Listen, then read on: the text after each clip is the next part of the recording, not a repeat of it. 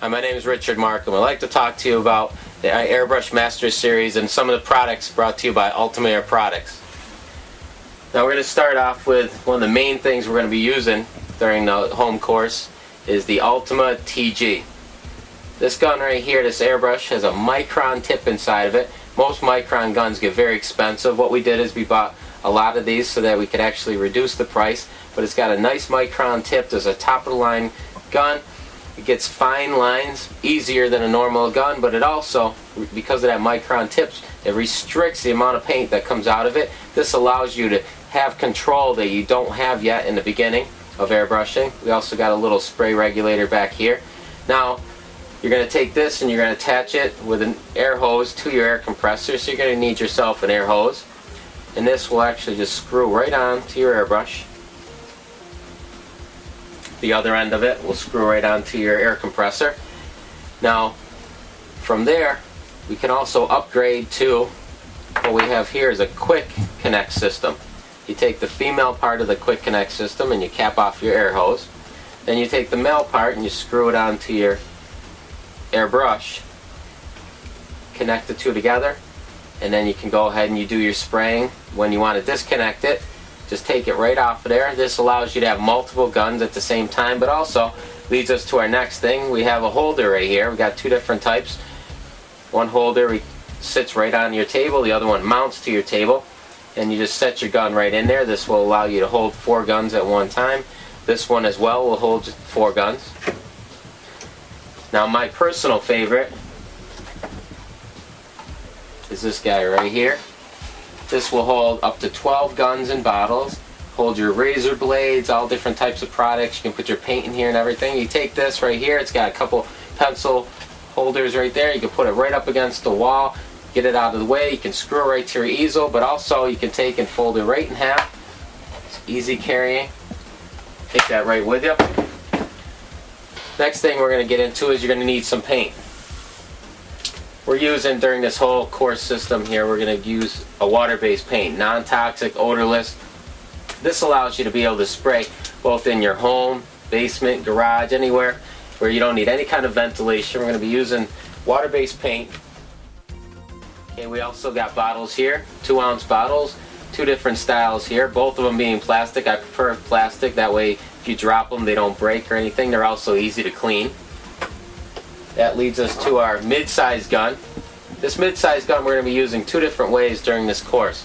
One way, you're going to have a wide spray pattern. We can actually use it to base coat, lay out clears, anything like that. But also we can take and regulate our pattern down with this knob right here down to a nice tight spray, making this an overthrown airbrush. And then we could take some of these techniques and actually just make them go faster by using a bigger airbrush spray. We're going to use a lot of this masking right here, which we call artist masking. It's got a paper surface, low tack adhesion. This won't rip off any of your paint. This is going to work excellent for almost all of the techniques we're going to be going over. Then to add to your techniques, we have all different types of stencils here. We've actually designed these right here, the fire stencils. With these stencils right here, you can actually go in and put all the nice little tight flame licks in your flames. Then once you've got all your flames down and everything, you can go and use some of the skull stencils. We got about 7 different skull stencils here in this packet. You can buy them individually, or you can get them as a set of 7. These are solvent-proof. Not only can you use the water-based paint, but you can use solvent-based paints. They clean up. You'll be able to use them year after year, over and over, for all your different designs. We also took that same skull series and we shrunk it down to little minis. So you get all 7 of these in a mini series. And these right here work excellent for helmets, motorcycle tanks and parts. You just hold this little tab right here and do your spraying right over top of that. Next we have skull reference material. Now with the skull reference material, what this was my students used to go and they used to take all the different drawings that I've done over the last 17, 18 years, all the different skulls that I've put together. This one ripping out of something right here, this one side shot, this one with his axe through his head, all different types. Now you can take these, and these are just reference. If you needed a skull for something, you go to your reference right here, and say you need this skull smaller, or say out of this pile of skulls right here, you need this one right here, or just a couple, and whatever it is. It's just reference. You could take and put a projector, project this on. You could take and run it through a copy machine, enlarge it, reduce it, but it's just reference material for if you needed any type of skull. You probably find it in here. Grim Reapers, all different types of stuff. We'll be going actually over how to use some of this in the introduction video to the Airbrush Master Series. We also have these metal panels. They're aluminum, lightweight, easy to get around from show to show. You can take a whole bunch of these. They're white powder coat on both sides. You can take and scuff up either side or both sides and put some of the different airbrush techniques, do some demonstrations. You can take these panels to shows. You can also bring them to different garages, show off your artwork and stuff. These have worked excellent for doing that type of stuff. And the last thing we have here are the air compressors. We've got two different styles here. We have the single piston right here, and we got a double piston. Both of them will fill up about 75-80 pounds of pressure. Got two positions on our switch right here. If you click it up, you'll have automatic, where that will turn on at about 35-40, turn off about 60-65. Then if you turn it down, it'll be continuous run. Keep it at about 70-75-80 continuously.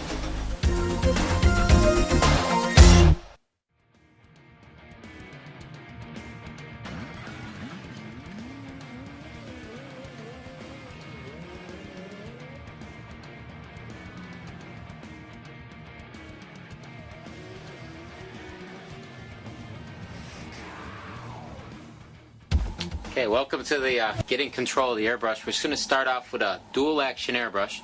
Dual action means you press down for air, and you pull back for your paint. Now what we're using is a non-toxic, odorless, water-based paint. So it's very user-friendly. You can use it in your own basement, your own home, garage, anything like that. So we're going to start off. Now first of all, we got a protective cap right here on the front of the airbrush. We're going to take that off. Okay? The reason why is because when we're doing our techniques, we're going to want to keep that tip nice and clean. Okay? Every now and then we're going to peel off that paint that builds up right there. The cleaner we keep that tip, the better the gun is going to work. Now the first and most important thing is what's called a dagger stroke. When you're doing a dagger stroke, you're going to start by pressing down, pulling back as you're moving. And I'm going to show you that right now. What we got here is where we're going to do our practicing. Right here, an extra piece of paper so that we can keep our tip nice and clean, make sure it's working good at any time. Okay, we're going to start our dagger stroke right here by swinging like a pendulum back and forth. Now what we're going to do is press, keep the air on all the time. And we're going to start moving, then we pull the trigger back, turn it on, and we push it forward to turn it off. So we push down all the time, we pull back the trigger to start, and push forward to shut it off. So we're going to go on, off, as we go across. So we start, go on, off, come back, on, off, on, off. Now we're not worried about it breaking up, separating, anything like that. What we got to get down is that technique to make it second nature to turn it on and off. Now if you're going to practice anything at all, practice these dagger strokes until you get these totally down before you go on to anything else. This is the most important thing in airbrushing, is the dagger stroke, which is the basic control of the gun. Again, on, off, on, off, on, off. Once again, we're not worried about what our line looks like at this point. We do want to make sure our needle stays nice and clean. Right, nice and clean, get all that paint off of there. So we do get the best performance out of the gun. Off. Notice I'm keeping the air on all the time. We don't want any kind of handicap where you turn it on to start your line and off to stop your line. On, off, we don't want that. We want to keep your air on. Start moving, turn it on as you're going, and off as you're going. That will drag it out to a point. Start, on, off as you continue. On, and fill up as many papers as necessary to get this down where you can start just on the edge of the paper and stop before you hit the edge.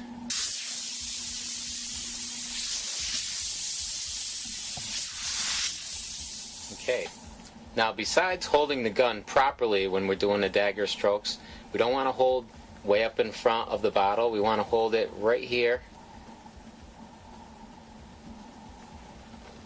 Then also, we want to gently just hold the bottle lightly. Okay? And we want to go back in here. This will help us to get control later that we're going to need when we get into fine detailing and stuff. Now we're going to go in here for the second thing, and we're going to do those same dagger strokes again. This time, once we go over it, we're going to go back over it, and we're going to practice our accuracy, going back and forth over that same line until it becomes nice and solid. And then we're going to go on to the next line, and we're going to do the same thing back and forth over that until they both look consistent, and we're going to go and do our whole paper like that.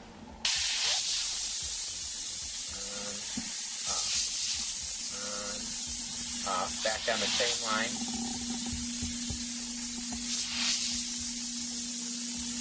Next line, on, up,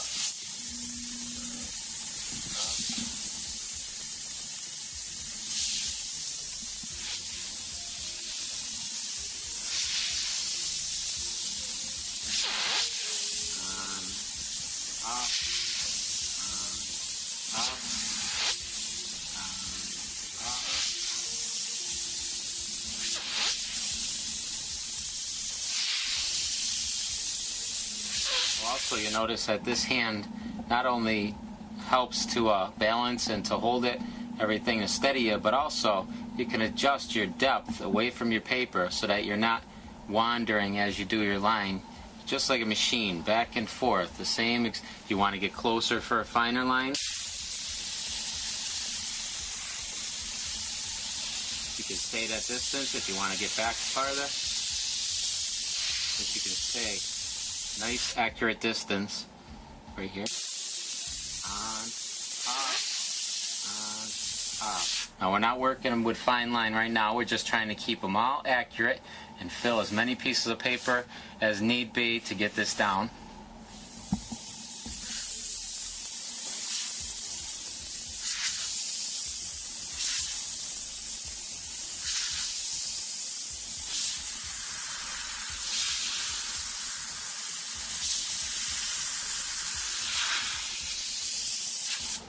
Okay, so once you can do that and you get them all accurate and in the right size and everything, and you starting and stopping, you get more control on the accuracy and everything, you're ready for the next step. You make a couple lines.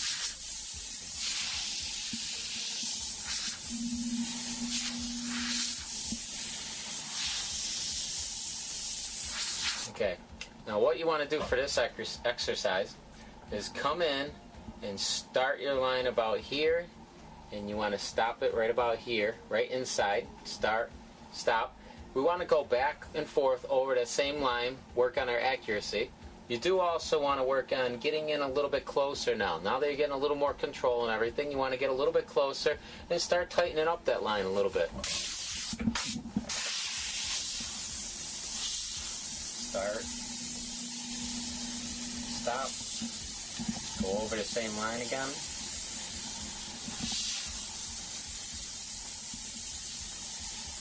Go on to the next line. Keep your tip nice and clean.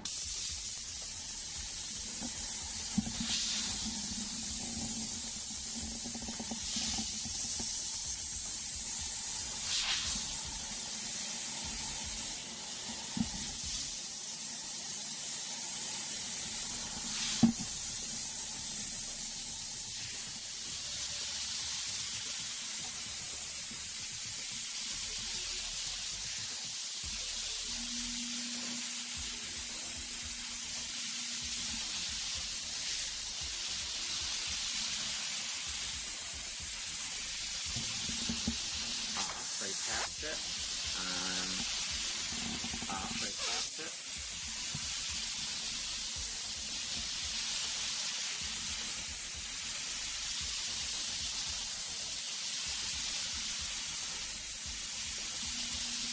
The whole point of this exercise is to really get down that control of rocking it forth, on, off, on, off. Because right here we can think, come in, on, off, turn it back, forth. But when we get down to the smaller ones, you can't think that fast, on, off, on, off, on, off. So once we get that control and we get it tighter and tighter, it becomes more of a feel. Where you just want to eventually pick up the gun and just be on, off, on, off. Don't think about it, just second nature, because that's the main ingredient, the main thing you want to get down is the dagger stroke. If you put any extra time whatsoever into anything, make sure it's into getting that dagger stroke down second nature.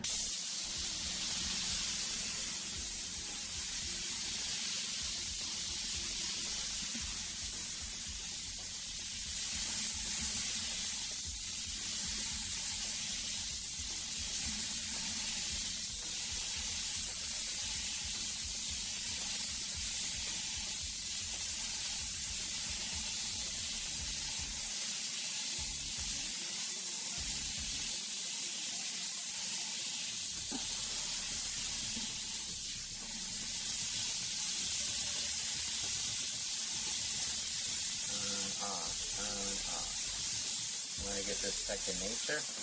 You want to really get that feel. You want to get that feel.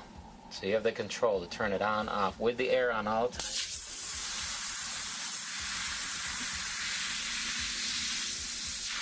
Work on this, master this, get this down. When you get that down, we're ready for the next thing. So once again, you want to make sure this pyramid, you get this down real good. Now, a couple things I did want to mention is you don't want to take and wait for your paint to start, then go. You want to be moving when you start to pull back that trigger so you don't get something like this. Okay? You don't want to wait for it. You don't want this. Okay? You want to be moving.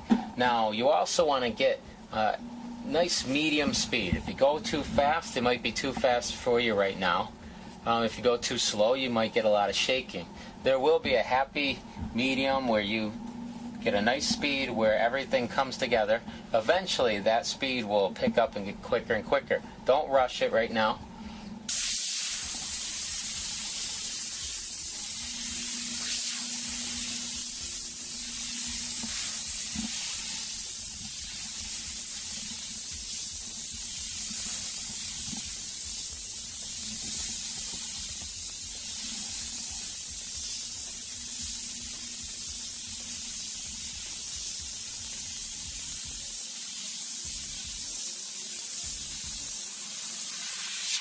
Once you can do that, go back over them.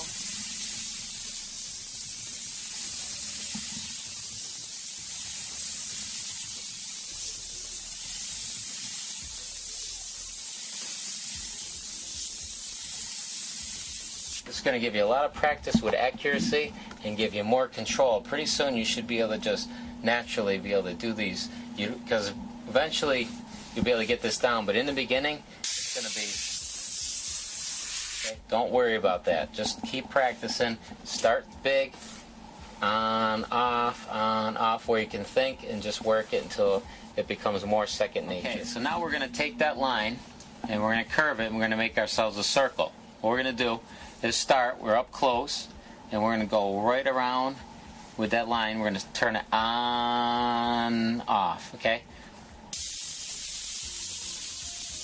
Like that. Now don't worry about your circle being perfect or anything like that. That's not what we're working on. We're working on this line. Okay? We also want to work on darkening it up, keep our accuracy, stay right on it, go around it again.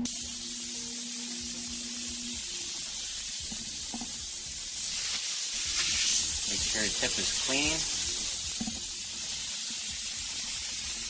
Practice going both ways.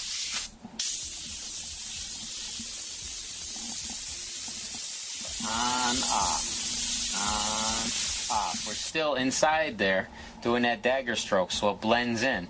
If we don't, we start and stop with blotches, you'll actually see that. Now what we're going to do, we're going to take that dagger stroke that we were doing, the bottom of that pyramid, on, off, that little dagger we were doing, back that up. From here, back it up now. And you get this. On, off. What we're going to do with that is bring it inside here. Turn it on, off, from a little bit of a distance. Off,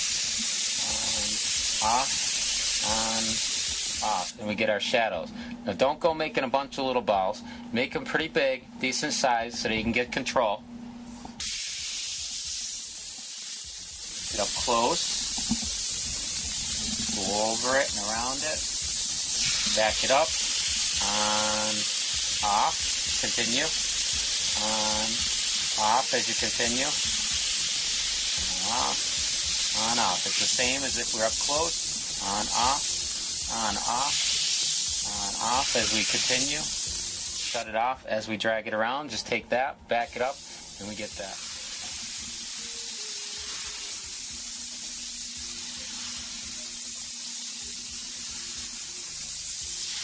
Back it up. Off.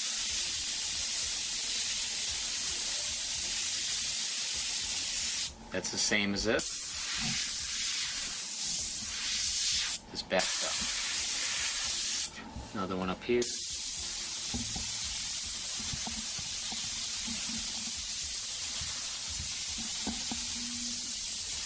Don't worry if you can't stay on that line. That's why you're practicing. You want to practice your accuracy, not just going daggers back and forth, but also going around. Back it up. Start, stop. On, off.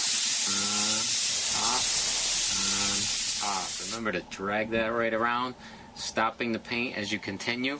You don't want to get this, and you don't want to go back and forth with your gun on. Okay? On. Off as you continue. On, off. One more.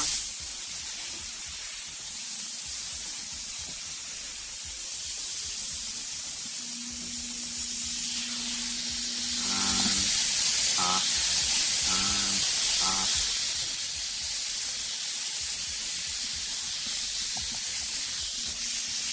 There we go.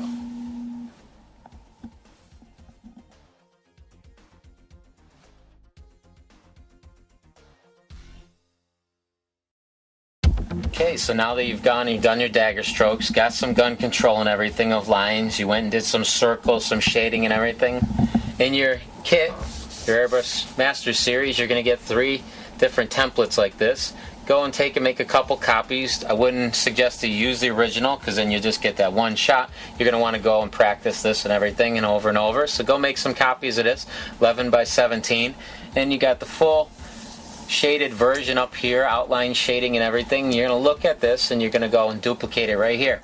Now to go and do your outlining, you're not going to want to start your dagger stroke on the end right here and do this. You want to start on the inside of the line and come around and drag it out to the end. Come around and end it with the dagger stroke, and this with your dagger stroke, like this.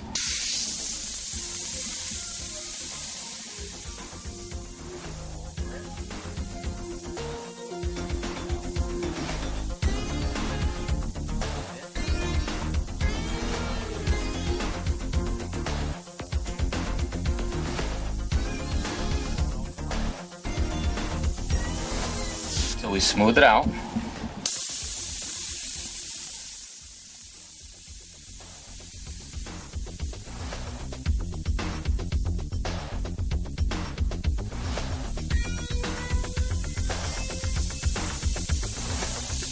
This will help practice some of your accuracy.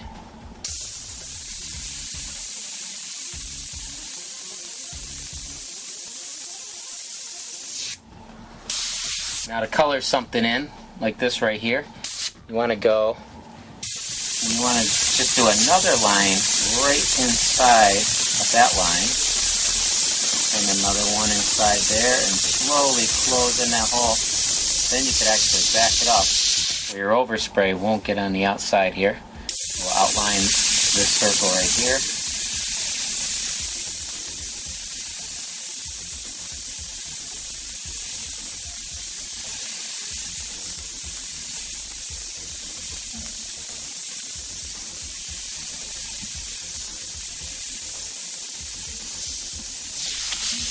Keep cleaning off your needle. Make sure that stays nice and clean so you get the full performance of this gun. Right in here to color this solid, we'll go right around the outside edge again with another line. What we're trying to do is build up away from the edge so we can open it up our pattern without getting overspray outside.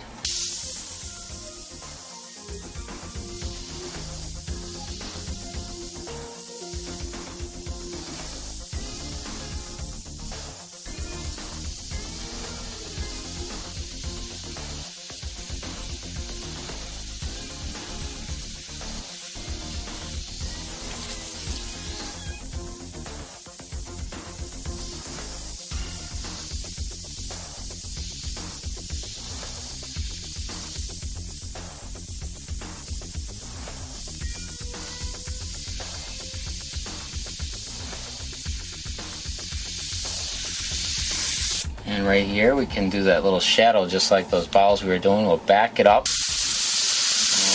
off and off and off. So we'll keep looking at our pattern up here, outline here, on, off, on, off. Keep going over that line to smooth it out.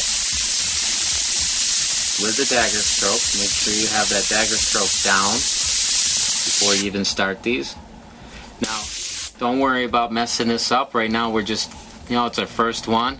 Don't worry about that, but if you do start screwing up or something right in the beginning here, finish the whole thing. Do the whole thing complete, then throw it away. Don't just throw it away and start a new one, because by the time you start just the eye and do it a couple times or whatever, that amount of practice could equal up to the whole skull that you did that one time. So it's the more practice you get. If you just do 7 eyeballs, that might be equivalent to doing one whole skull. So finish it all up, nobody will see it, toss it away, do another whole skull, okay? Don't just start it and throw it away.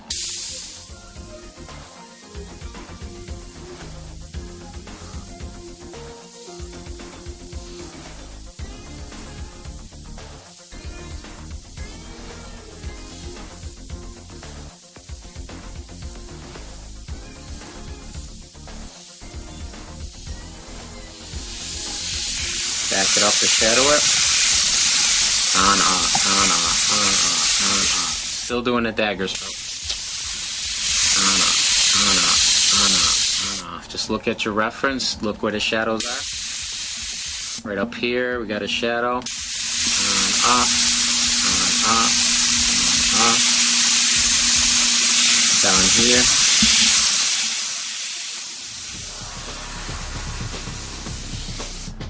Outline.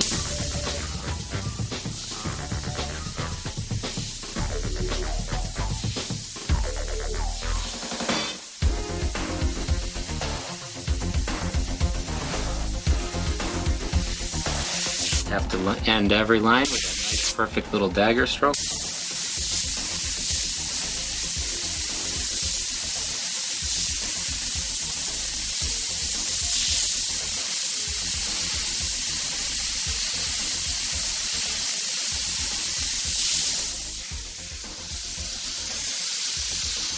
Okay, now remember them right at the bottom of that pyramid, those tight little dagger strokes we were doing. That's where it come into play around these teeth right here. You can get right in close. We're going to go on, off, on, off, on, off, on, off. Come up very close, very close. On, off, on, off, on, off. On, off, on, off, on, off.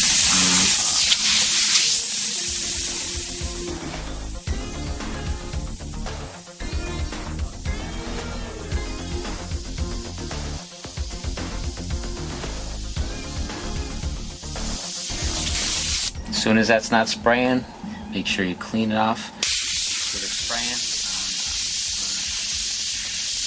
If at any time it ain't spraying, don't just keep pulling back. That's when it splatters out. Make sure you keep that, because when you're using that little bit of paint, you're using about 90% air to about 10% paint. It's going to dry up on the tip very quick and easy. So make sure you're always cleaning up.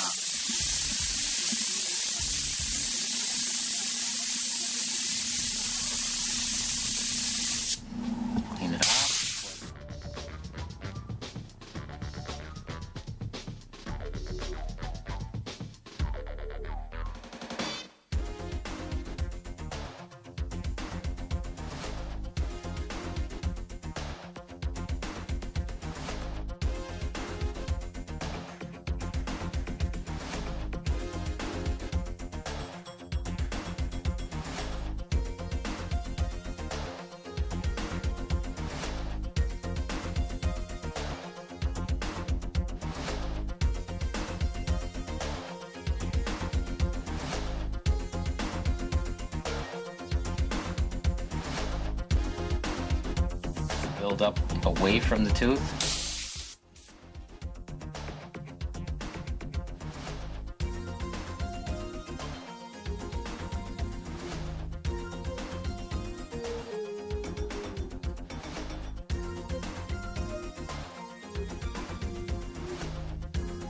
Worry about getting, like I said, your first one perfect. Worry about getting your 25th one perfect. Go through this whole thing, do all the techniques, follow the shading and everything, outlining, get that all done, crumple it up, throw it away, go on to another one or whatever. We're just working on getting this down better and better, and more control.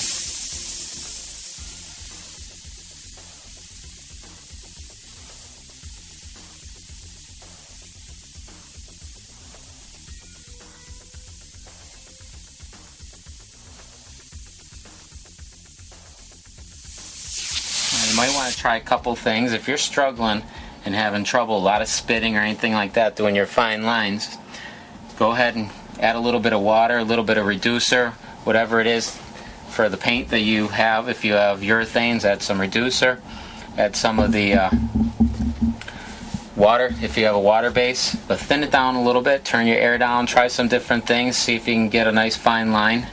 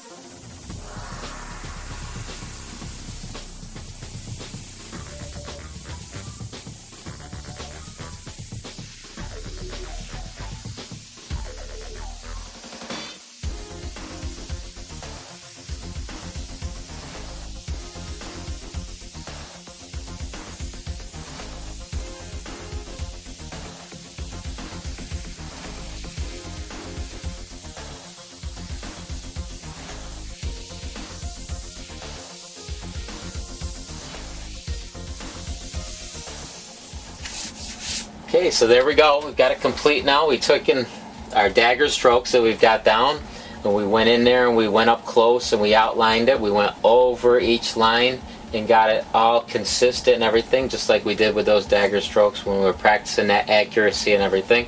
We got that down. We were able to outline it all very uniform. We went in there and did those little tiny dagger strokes around the teeth, like at the bottom of the pyramid right there. Then we went in there and we did our shadowing and shading like we did on the ball. We backed it up. You're going to go by this right here. That'll look back there. Wherever the shading is, you go and apply it right here. Once you get this all down. Now if you have trouble in here, I mean, give it a shot. Go through the whole thing. Just see how much control you do or don't have. But if you have any control at all, problems or whatever, what you're going to want to do is go back to those dagger strokes. Don't be afraid to go back, because instead of going back, getting that down more, then coming back to this, you're going to struggle through these. You're going to do more and more of these skulls, and they're going to go, and they're going to get worse and worse. You have to get down the basics of that dagger stroke. That is the key to all the freehand stuff, is to master the dagger stroke. Okay, so I'm going to show you one of the ways we can go and transfer a picture onto something like this. Okay, so you went and you've seen how we did the flames, how we were able to trace them out and draw them. Well, now we're talking maybe a picture, something like this. Now, we got this from my skull reference material. In here, we've got 20 different layouts of all different skull. This is basically just reference if you needed a left side of a shot of a skull for the side of a tank or something. This one you want them streaming, you could use this one. This would be the right side, the left side. There's all different types of reference material in here that you can use. Nice side shot. Once again, you would go and you wouldn't use the original. If it's the size you need it, you just go and trace this right here with a pencil, put the lead side down, transfer it on, put the other side down, and you'd be able to do both sides with that one. Now if you wanted to take that reference material and wasn't to size, then what you would do is you would go to a copier machine, take your original, and you could blow it up, and you can take that copy and you can scribble on the back side of it with a lead pencil. This will create carbon paper, homemade carbon paper, and you can trace that on. We'll get to that in a minute. If you want to blow it up, say this one right here, you didn't want to use the whole picture, but you like this skull right here on the side of the tank or something like that, you could go and take that, put it on a copier machine, and you could enlarge it to the size that you do need it. Forget about all the rest of it, but take that one right there, and you could then go in there and you could scribble on the back side, line it up right where you want it, tape it, trace over it, it'll transfer onto the tank. So now to trace this on, there's a good chance it's not going to show up a whole lot. Plus we're going to need a little bit of a background color so that we can start this. So what we're going to do first is we're going to take some of our white. We just get a general idea of where some of this would go, or this piece right here. And we'll just mist down some of the white.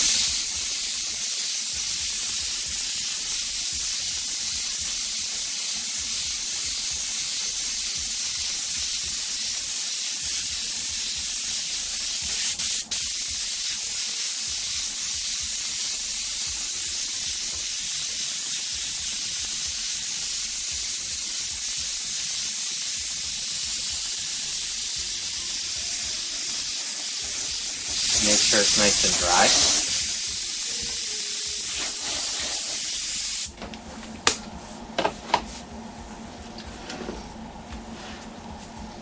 Okay, then we'll take our design, whether it be this one right here, this one right here. We'll go with this one right here.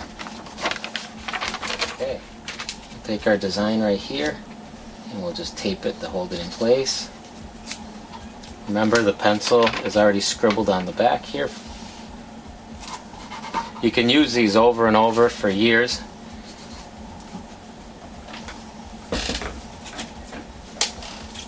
And we'll just go in here. And we'll start tracing this out.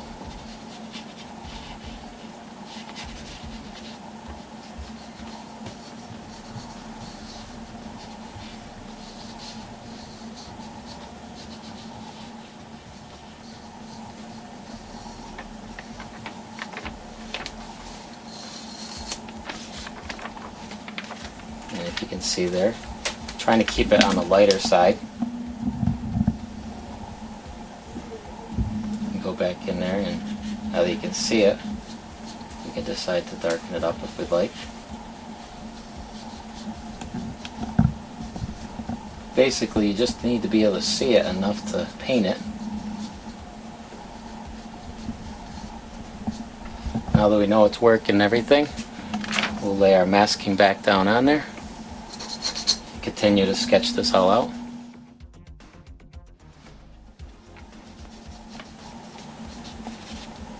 Okay, so now that you've gone, you pick out what you want out of here, whether it be all of it or just, I picked out this skull, and some of this right here. That's what I wanted on the side of it. When you're done and you've got what you want, you can peel this off.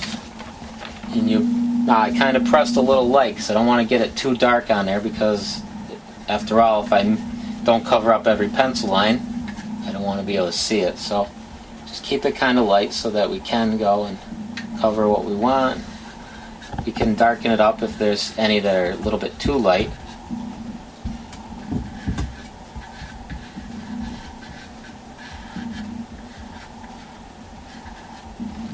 So that's basically another technique to be able to get it onto the surface there. You don't need to be able to draw or anything like that. You're just taking and actually tracing. Now, say somebody comes to you with something like this and they want this big on the hood of their car or down the side of their truck or something like that. Well, of course, you're not going to go to a copier machine and you're going to blow this up, because it's obviously not going to be able to work that way. And now I'm going to show you how you get this perfectly, without even being known how to draw or anything perfectly. You can get this on, say, the hood of a car or a big panel or something like that. Right here we got this dragon scene right here, but whatever your picture is that your customer gives you. Now we're using what's called an opaque projector. There's a mirror inside here, light bulbs. We've got a lens right here that's going to blow it up. We just take our picture, we put it face down on there. We cover that up. Put it on our hood of our car, whatever it is that we're projecting onto, and we can shut this off.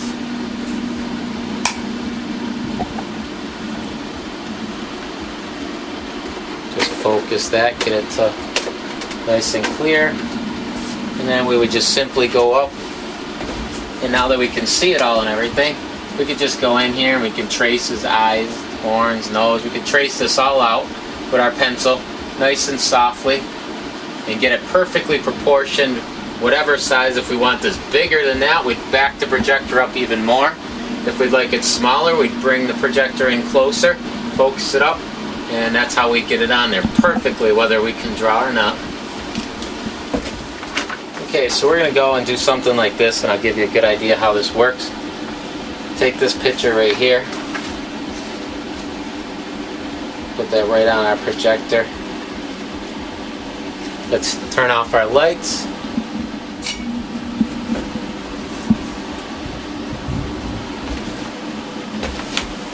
And we can go in here and we can sketch this out.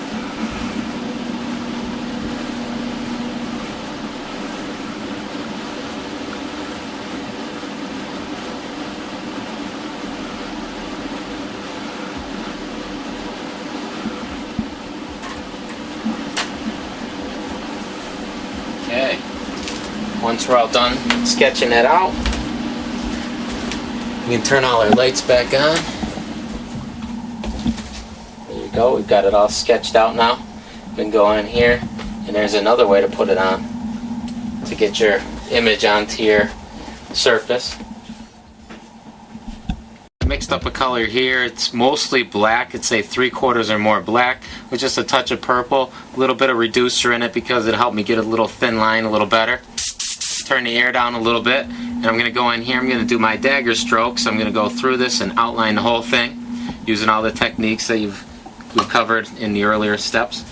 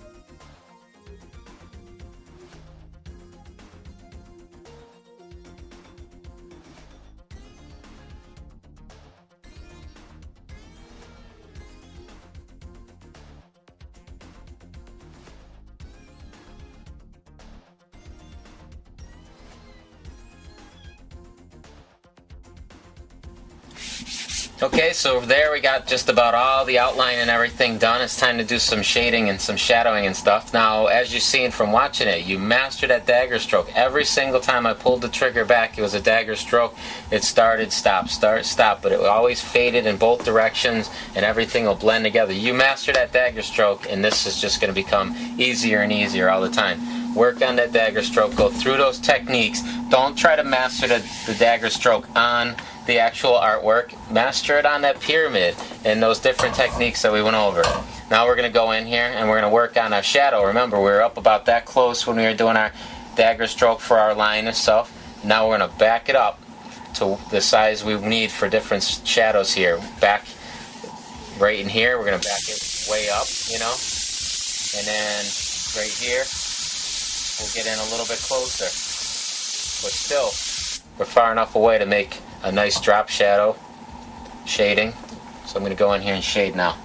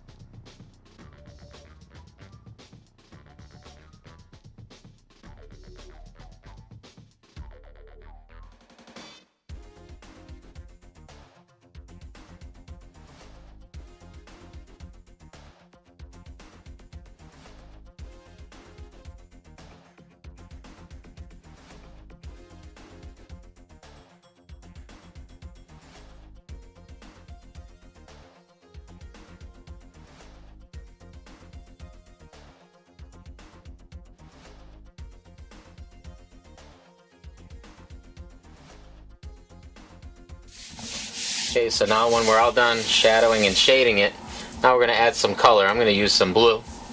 Now we're using transparent colors to build this up. Why? Because it's easy and just see how we can blend them and everything. But we're going to start with the blue. How easy it is to add color.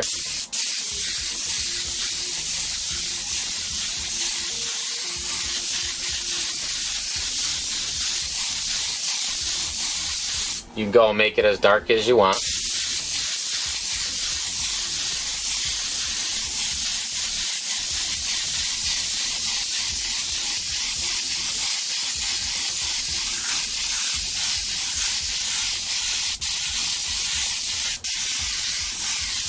Now all we're working on right now is just him right there. We're not worried about our overspray, anything like that. We're going to mask him off and build a background to bring him out and everything. So we're just worried about him for right now. Now the middle of him, I'm trying to make that our focal point. So I'm going to leave it a little bit lighter. I'm going to put darker around the edges and just make it come lighter towards the center here.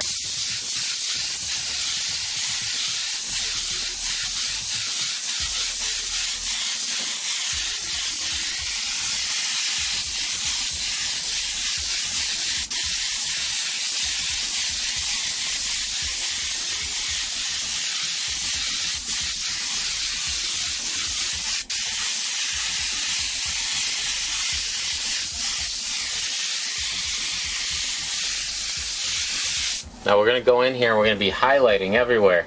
So remember, we need a little bit of color in here. Okay, we don't want it white, we just want to have a light area of blue.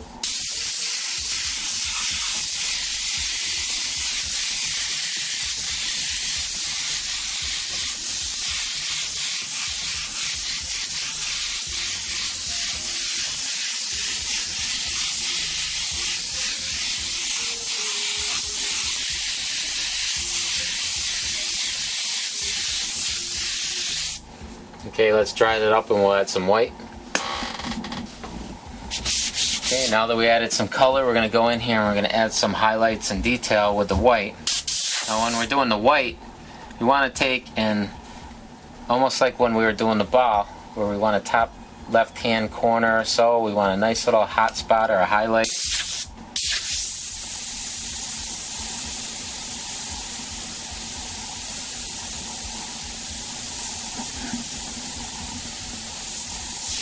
Now as you notice, I've turned the pressure down quite a bit and I've reduced the white down. Helps me to get fine detail easier.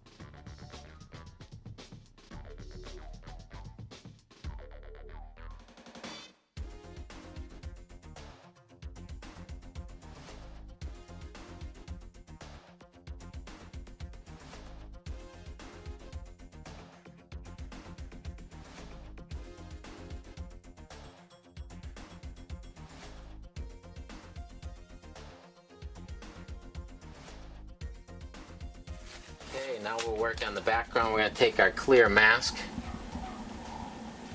and just cover it up.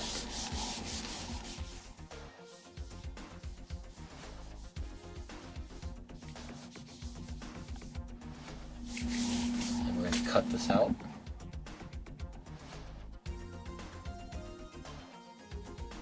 Once again, remember to lay that blade down on that super sharp edge.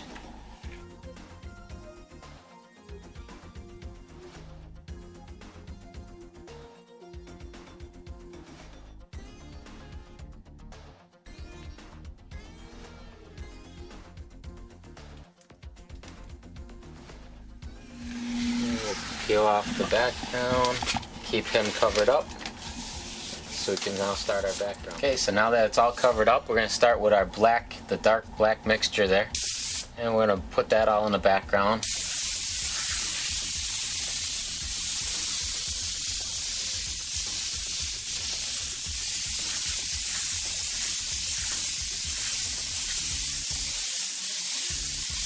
We're going to make an eerie, stormy looking sky.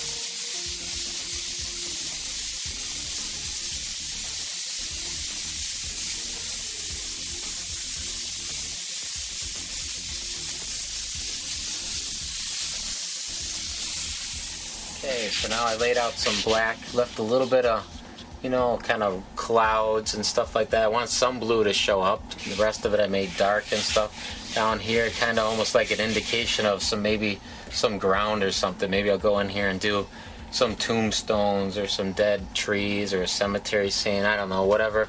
We're going to take the blue. We're going to go right over top of it, start adding some dark blue color to it.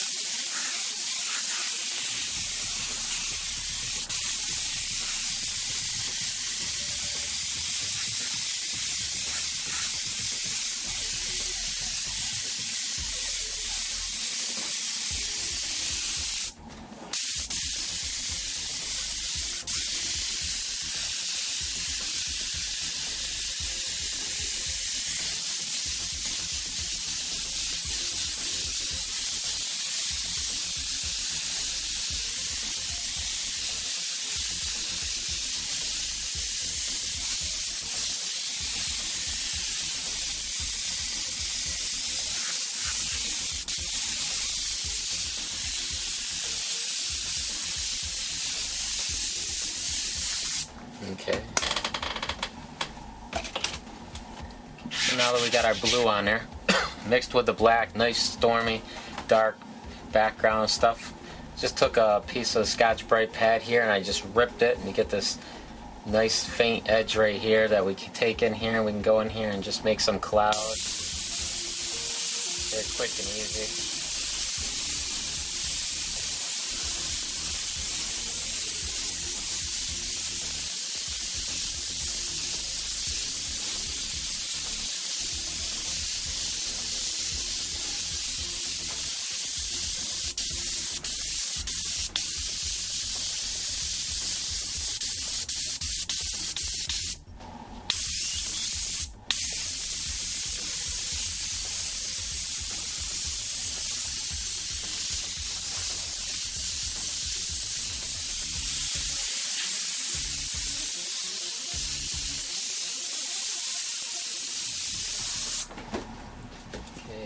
just take a piece of paper.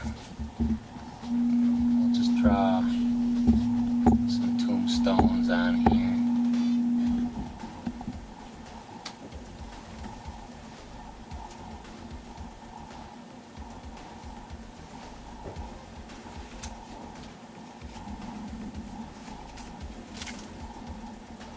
We'll go and cut those out.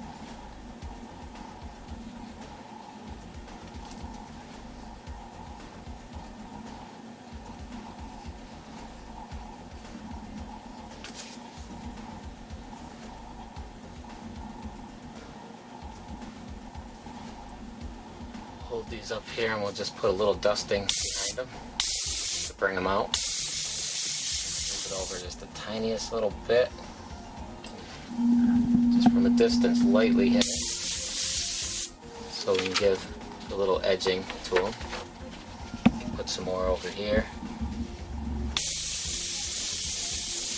That's our mist and clouds to bring them out. Move them over a tiny little bit, kind of like we were doing a glass technique. Lightly dust it.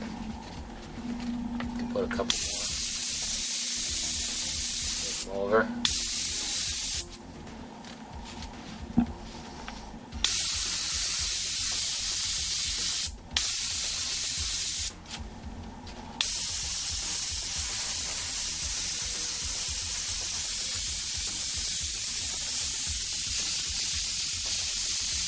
Dust over and push them farther back.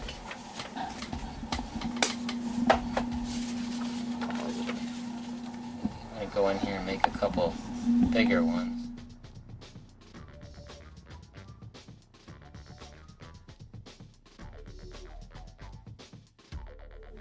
Cut that out.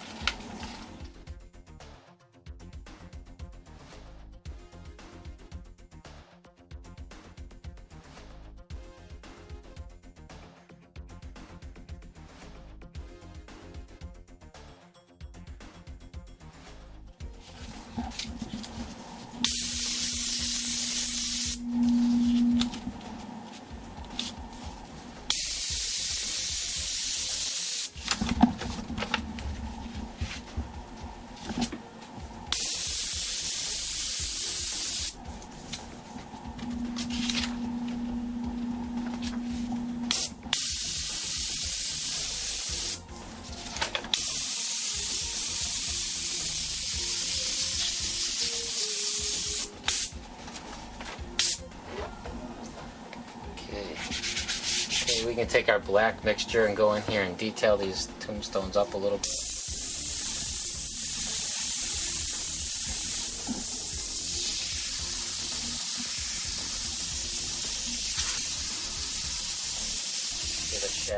Give a shadow cast to it. We can use our hand. Soft shadow.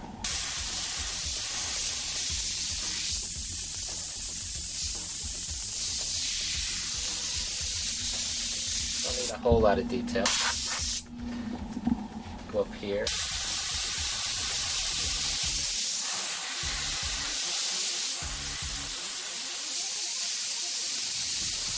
A little bit of shadow up there.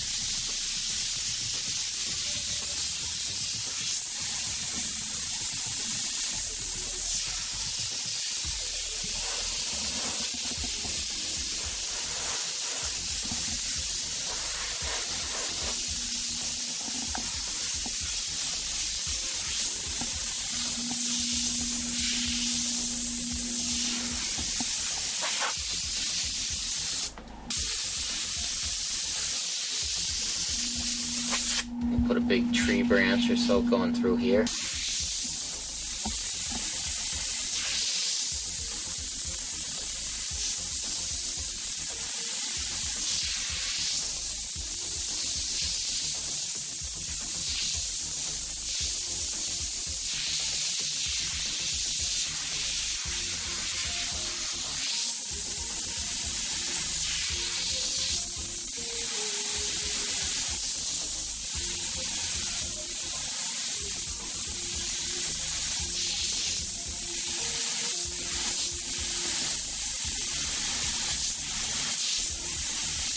Just about the same as doing the lightning. Going upward.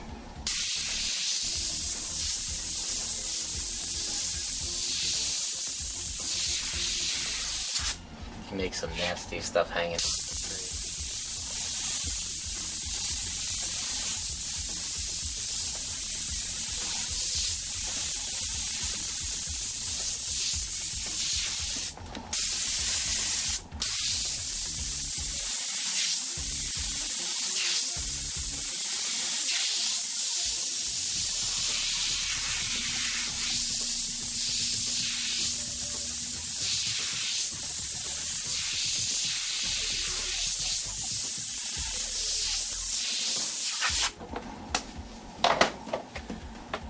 Want to go in there and highlight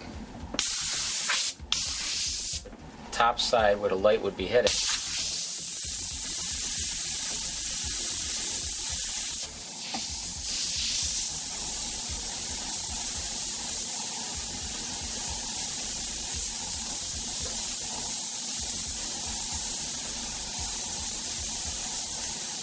Just highlight here and there.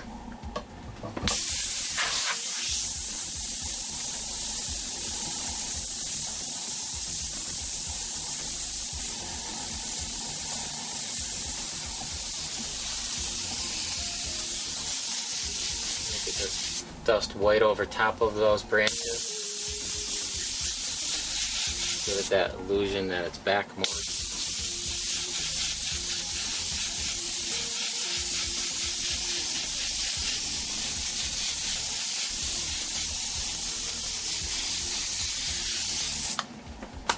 Okay. And why don't we go in here and put a little bit of lightning coming up.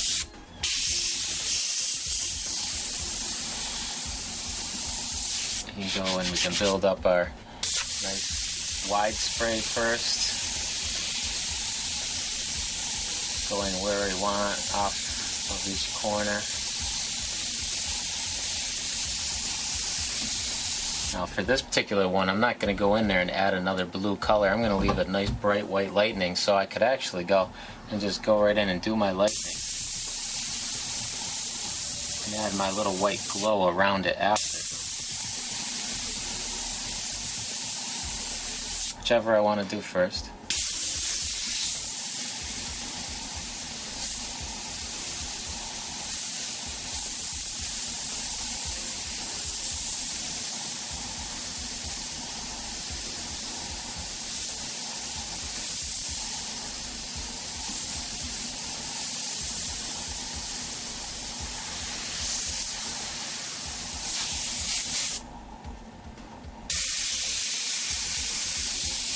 Back it up, do that little brighter glow around it.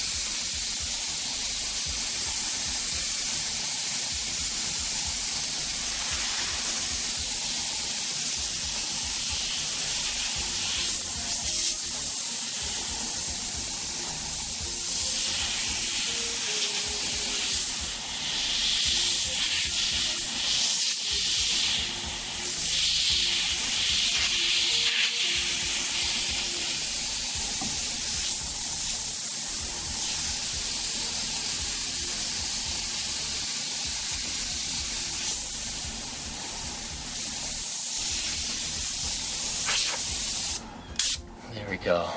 Okay, let's unmask it, see how it looks. That background should really bring this guy right out now.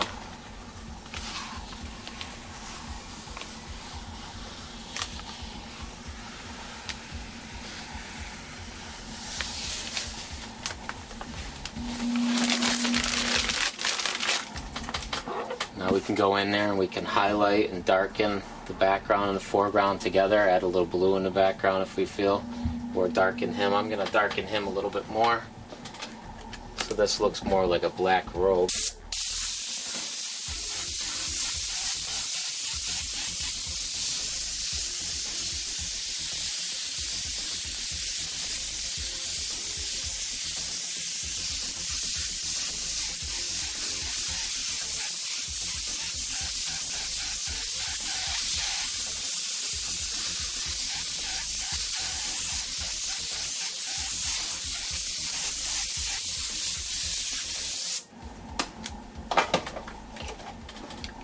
blue.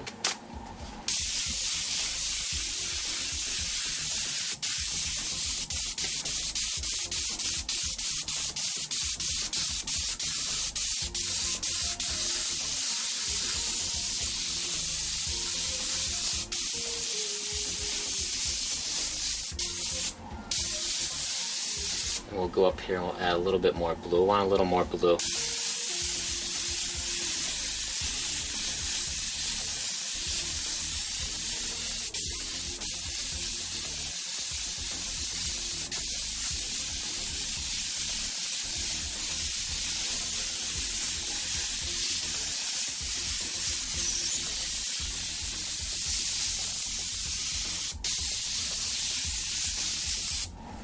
And there we go.